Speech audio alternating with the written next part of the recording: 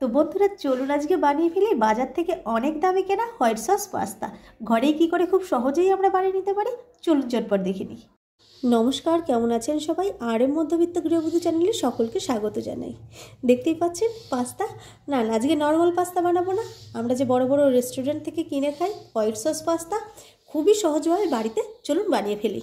তার জন্য আমি প্যানে অল্প তেল দিয়ে দিয়েছি। এখানে নিয়ে নিয়েছি দেখুন অল্প আদা রসুন থেতো করা, মানে একটুখানি ক্রাশ করে নিয়েছি, ঘষে নিয়েছি, আর একটুখানি পেঁয়াজ কুচিয়ে নিয়েছি। এবার এই সবগুলোকে একসঙ্গে দিয়ে দিলাম।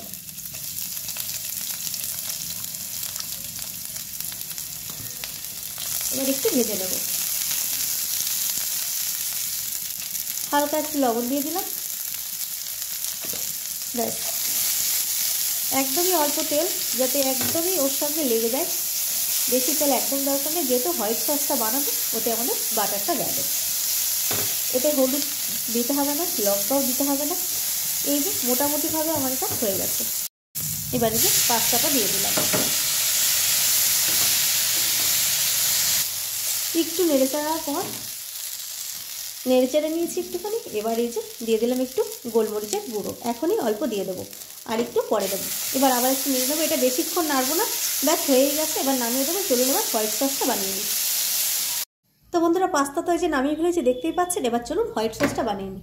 এবার আমি প্যানটা বসিয়ে দিয়েছি, প্যানটা গরম হয়ে গেছে। দিয়ে দিলাম অল্প বাটার, অল্প না মোটামুটিভাবে। আমি দুজনের মতো পাস্তা বানাচ্ছি, তাই দুজনের মতোই আমি হোয়াইট সসটা বানাবো। বাটারটা দিয়ে দিয়েছি, বাটারটা একটুখানি মেল্ট হোক। বাটারটা মেল্ট হয়ে গেছে। এবারে 2 চামচই আমি ময়দা দিলাম, যেহেতু আমি দুজনের জন্য বানাচ্ছি। এবার এটা কি বাটারের সঙ্গে একটু সুন্দর করে ভেজে নেব। খুবই সহজ বন্ধুরা, বাজার থেকে আর কিনে খেতে হবে না। বড় বড় রেস্টুরেন্টে অনেক দাম, কিনে খেতে হবে না। ঘরে অবশ্যই একবার ট্রাই করে দেখবেন, দারুণ টেস্ট হয়, কিন্তু কোনো অংশে কম হবে না, বরঞ্চ ভালোই টেস্ট হয়। দেখতেই পাচ্ছেন এটা কিন্তু ব্রাউন কালার হয়ে গেছে, অতএব সুন্দর করে ভাজা হয়ে গেছে। বাটার বলছি দারুণ টেস্ট হয়, বাজার থেকে কিনে খেতেই হবে, আর এত কম সময় এটা হয়ে যায়। এবার দিয়ে দিলাম দুধটা দেওয়ার পর দেখবেন খানিকটা গাঢ় হয়ে যাবে, তো সুন্দর করে এটা মেল্ট করে নেবেন এর সঙ্গে হাতা দিয়ে। অসাধারণ লাগে কিন্তু। আমিও প্রথম ভাবতাম বাড়িতে মনে হয় টেস্ট লাগে না, অন্য কিছু দেয়। হ্যাঁ অবশ্যই অন্য কিছু দেয়, ওরা অরিগানো দেয়, তা খুব একটা টেস্ট হতে যে ভালো হয় তা না। বাড়িতে একবার বানিয়ে দেখবেন, এটাও কিন্তু দারুণ টেস্ট হয়। আর হ্যাঁ অবশ্যই এতে আপনারা বাড়ি থাকলে চিজ দেবেন। তো চিজটা আমার বাড়িতে নেই, তাই জন্য আমি চিজটা দিচ্ছি না। চিজটা ছাড়াও কিন্তু সুন্দর লাগে, আর গন্ধটা যে এত দারুণ বেরোচ্ছে কি বলবো। এখনই কিন্তু সসের গন্ধটা দারুণ বেরোচ্ছে। তো চলুন, ভালোভাবে মেল্ট হয়ে গেছে। আমি আর অল্প একটু দুধ দিয়ে দিলাম। এবার আবার ভালো করে একটু মিশিয়ে নেব। এবার দিয়ে দেবো পরিমাণ মতো লবণ, যেহেতু আমি এটা লবণ দিইনি, পাস্তায় অল্প একটু দিয়েছিলাম, লবণটা দিয়ে দিলাম। এবার দিয়ে দিলাম চিলি ফ্লেক্স, আমি কিনে আনিনি, বাড়িতেই বানিয়ে নিয়েছি। এবার দিয়ে দিলাম গোলমরিচের গুঁড়ো। সবগুলোকে সুন্দর করে মিশিয়ে নেব। আমি এখানে যেহেতু লঙ্কা দিইনি, লঙ্কাটা দিলে টেস্টটা ভালো আসবে না, কাঁচা লঙ্কা, আর এখানে গোলমরিচটা দিলেই টেস্ট আসবে। ব্যাস, সসটা কিন্তু আমাদের রেডি।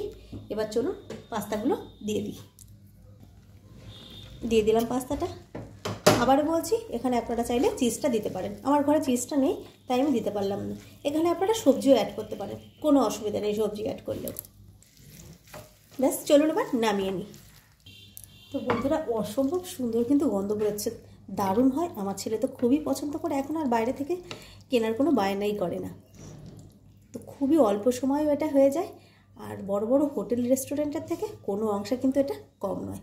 অসম্ভব সুন্দর খেতে, অবশ্যই একবার ট্রাই করবেন। চলো নামিয়ে নিলাম। এরপর আপনারা ইচ্ছা মতো এখানে একটু ধনেপাতাও দিতে পারেন। তো বন্ধুরা দেখতেই পাচ্ছেন কতটা অসাধারণ, লোভনীয় লাগছে। তো অসাধারণ লাগে কিন্তু খেতে। আমি হালকা চিলি দিয়ে দিয়েছি, মানে চিলি ফ্লেক্স।